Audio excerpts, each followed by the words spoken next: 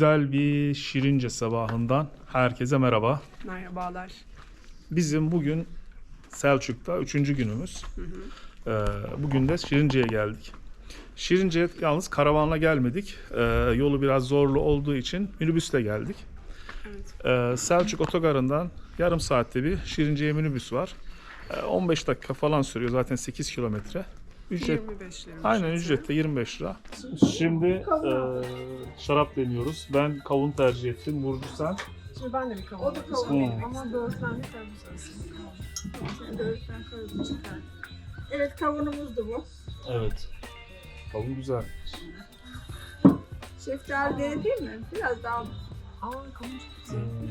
kavun mu? Aynı kavun yarışını gösteren şeftali. Şeftali baktığımız şeftali. Bu şeftali mi? Şeftali sirke değildir. Yumuşak içimi var. Meyvesini Some kind of butterfly. Baby, you give me midnight. You whip up my appetite. Don't leave me here high and dry. Oh, well, I don't wanna jinx it, baby. Can't twist myself. Ananas deniyoruz. Ananas şarabı.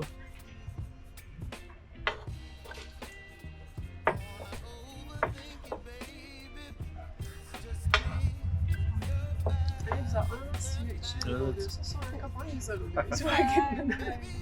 Güzel. Evet çok tatlı. Çok güzel.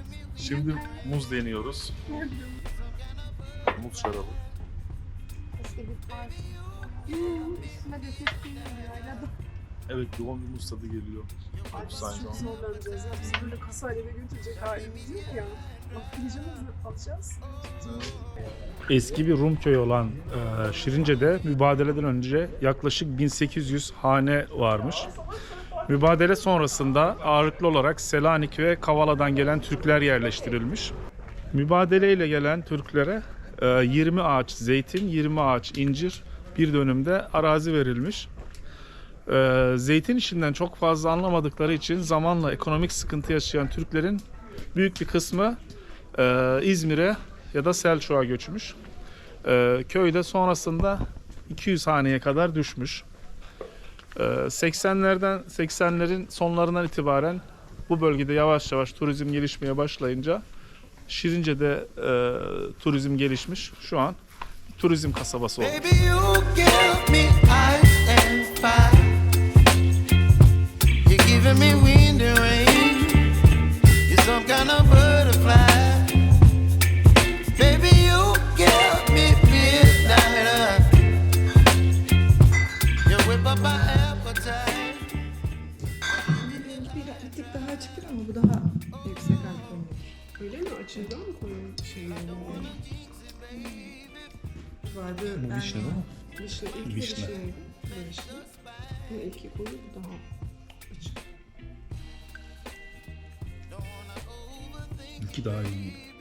Biraz daha acı gibi. Bu daha sert. Bu karışık meyve. Evet.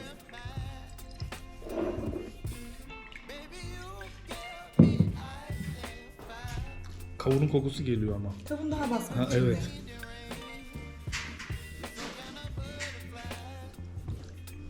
Ay, çok güzel. Böyle tatlı tatlı içip de. Sırf kavun var mı? Var. Sade kavun da var. Sade kavun deniyor.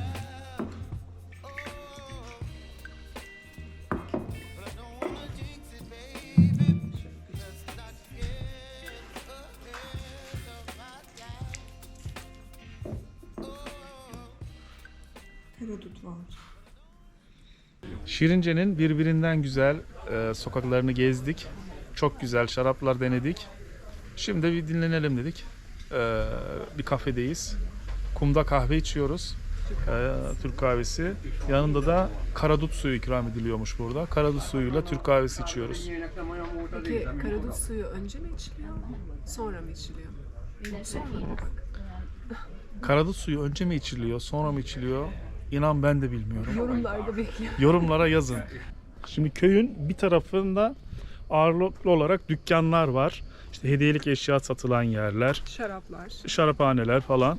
restoranlar. Diğer tarafında da evler var. Bir kısmı pansiyon, bir kısmı hala ev olarak kullanılıyor. Kilise de tam ortasında, köyün tam ortasında.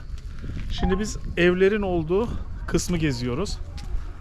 Hepsi Rumlardan kalma taş evler. Bir kısmı restore edilmiş, bir kısmı edilmemiş. Ama hepsi gayet güzel.